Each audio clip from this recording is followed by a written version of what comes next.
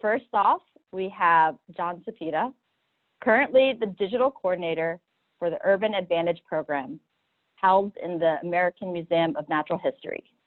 He is also currently a graduate student at the CUNY School of Professional Studies, studying museum studies. The talk is titled Learning and Teaching Filipino History and Culture with Objects. So I'll pass the mic to John. All right, thank you so much. Let's get started. I'm just going to share my screen real quick. On that little PowerPoint. Well, thank you so much for having me. This is such a great honor. For this specific presentation, I do ask that you turn on your chat window. I will be periodically checking it. It's just a part of, there is a part of this conversation that you will have a part in making some observations. So it's pretty exciting. So I work with museums, and a lot of museums use object-based inquiry in teaching others about science or history or math even. So just a couple of starter definitions for us. Inquiry. When we talk about inquiry, we're talking about questions. We're talking about questioning that applies in order to pique curiosity and lead a person towards a path of discovery and new knowledge. When we talk about object-based inquiry, we're talking about the use of a variety of objects, and I'll talk about some of those objects later, to serve as a vehicle for development of understanding of lessons and other concepts. So why? Why should we use objects to teach about our history and about our culture? Well, we can use these objects and the details and observations and the information we get from the objects to build out what the world looked like then in the past, and to help people understand what is history, what is the past, how did people live, what were the decisions they were making. And in many practices, it can also be used to introduce something into a larger conversation. And with the time we have today, that's what I'm going to do. So I have here actual objects. I have a picture, but you guys will see probably in your mini screen. I have a 2 peso bill. So this is what this looks like. Does everyone see that? Perfect. So for the sake of time, I have 2 objects. I'm gonna go through this first object, but I'm gonna give everyone just about 15 seconds to look at this image and use your senses and your observations to kind of pick out little things. Like what do you see? We always like to ask, what do you see? And you can even type in your little chat there so I can see what you're saying.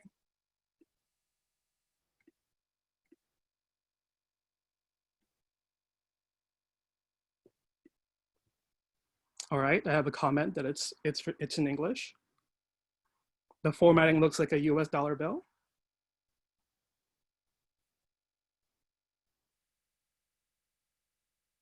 It looks so much like US currency. So that is a great observation, but what makes you say? What are sort of the little things that you can pinpoint? The first thing that we do see is that this red mark right here it's colored. So when we ask about observations, we always want to start with the littlest things, the littlest details, such as it's colored and that it's worth 2. The denomination is 2. Another observation that you can make is that there is Dr. Jose Rizal. Another observation you can make is that, yes, it is in English. It says Treasury Certificate by authority of an act of the Philippine legislature approved by the President of the United States, June 13, 1922. Another observation, it's a series of 1936. Another observation is the seal. It says Commonwealth of the Philippines, United States of America. And another observation would be these signatures.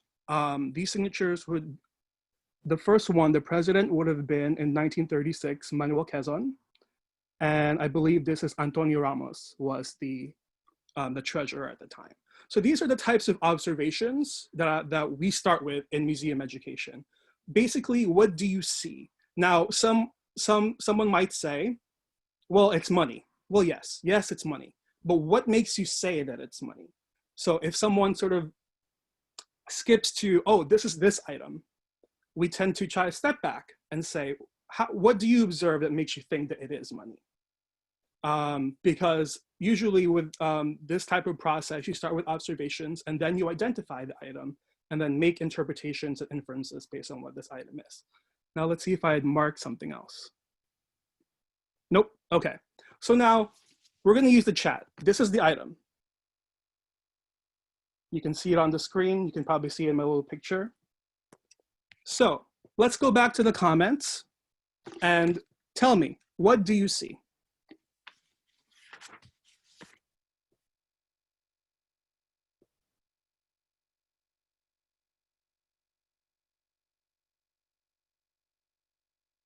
All right, I see piso instead of peso.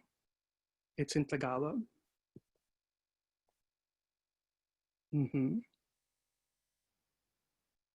Holographic.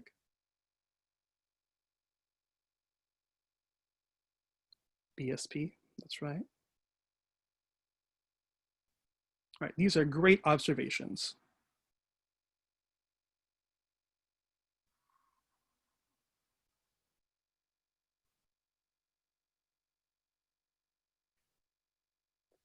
Okay, so as you are pouring your observations within the chat, let's talk about this. There is a couple of things here. Yes, it is now in Tagalog.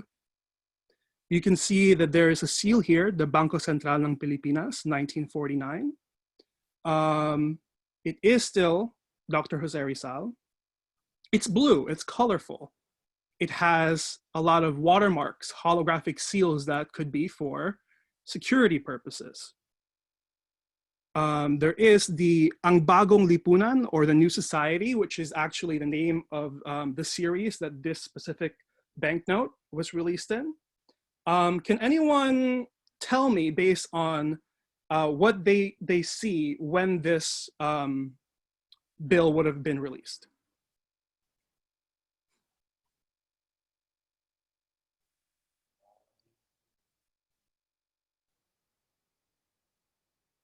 Okay, I see 1949. Aha, I see 1975.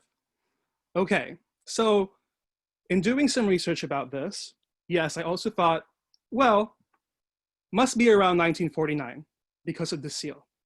But in reality, because of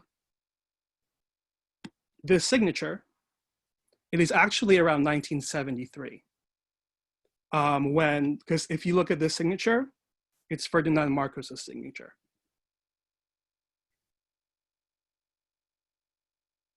What else? There is this magnificent scene here of the Declaration of Independence of the Philippines, in which you can see the scene of Emilio Aguinaldo raising the Filipino flag. As someone already mentioned, it is now in Tagalog. So, if you were actually looking at the object or touching the object, I believe this one is made out of 90% cotton and about 10% linen, according to the research that I did. So when we talk about using objects, we start with our observations and then we say, yes, this is money. And then we need to talk about, what can we learn from this? Yes, 1949 was when BSP was established. So what is the next step? The next step is looking at both of these items. What can we learn and conclude about our history and our culture using these objects? Of course, there are many ways to, this is a great introduction if you're talking about different topics, if you're talking about the history of money, numismatics, which is the study of and collection of currency. You can also be talking about American occupation. Also, you can also be talking about Marcos. There's a lot of influence, as someone just said in the chat. There's a lot of influence just by looking at these items. So when we talk about specific items. And now you can use everyday items. You can use your tabo, and you can teach a lot of people about Filipino culture with your tabo. In fact, I dare you to go do that. Just to show you a couple of other items that I was considering. I have this graphic novel, El Noli Me Tangere. I also have an American textbook. What can we learn from our textbooks? What is in our textbooks? What is not in our textbooks? You can see this is a California edition. What's in the California edition that's not in the New York edition? So all these questions are the types of things that we like to focus on when we're talking about different objects. And this one is a fun challenge. Who has this in their house? What is it? What's inside it? Why is it inside it? What do we use it for? No brand. So in my closing moments here, I'm just oh, actually, it's vinegar. Yes, no product placement. That's right. So just a little bit of ideas, and in my couple of minutes left for you to think about. A lot of different museums use object-based inquiry differently, but it is focused on observations, interpretations, and inferences. And you also had to ask, what everyday objects can you use to teach about history, and where would you find them? Could it be something that is you just find in a garage sale, or something in a museum gift shop, perhaps? So you also want to think, how do you apply this strategy to whatever you do in your daily life? And I also challenge you that the next time you go to a museum, how will you look at objects differently? Or if you're at an event, how would you evaluate an event based on the quick thing that you learned here today? And also to remember that there are multiple approaches and gateways to learning about objects and using objects to teach people, and that you can tell so many stories, personal or historical, about any object. I could have used a postcard from that has the Taal volcano, and I can tell you a story about how my cousins and I would hang out by the overlook looking at the Taal volcano every summer. So don't be afraid to find objects that tell your story as well. So that basically concludes my presentation. And for someone who said, well, that actually looks like American money, just a fun fact, around the same time era, George Washington was actually in the 10 peso banknote. Well, that is all my time here today. But thank you so much. And if you have any questions, please feel free to contact FANHS to get in touch with me. Thank you. Awesome. Thank you. Thank you, John. This is my capture, everyone.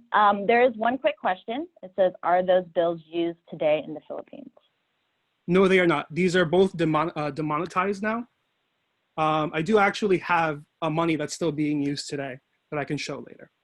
But yeah, no, these have been demonetized for a while. Any of you were looking for someone specific or something just to get more connected with FANHS Metro New York chapter, I put our email there. There's also chapters across the country. So if you're coming from somewhere else, you can get connected with your chapter, but we're also going to be in a virtual world for a while, so feel free to get connected with us. We also have Instagram, and then very, very optional, but we are inviting, if anyone feels inclined and enjoyed today's program, wanted to donate, there's a link on our website, and it goes directly to us just being able to, when we are back in person, host events in person. Sometimes obviously there's like venues and food and things like that, so that's what donations, thank you, yes, multiple chapters. And I will pass it to Emily, our event creator extraordinaire. I hope you're feeling all the warm feelings of how successful this was for our final word. So I just want to iterate, and I want to thank everyone for your time. These past 2 hours, just going through 5 great speakers, And again, iterate the thank you to the speakers for preparing your talks, for sharing with us your stories, your research, and your work. Like it's been said, we don't want the conversation to end here. And so I hope you all have a takeaway from this, engage with other organizations or funds, and keep going with the message in this community space. We hope to see you in a different event.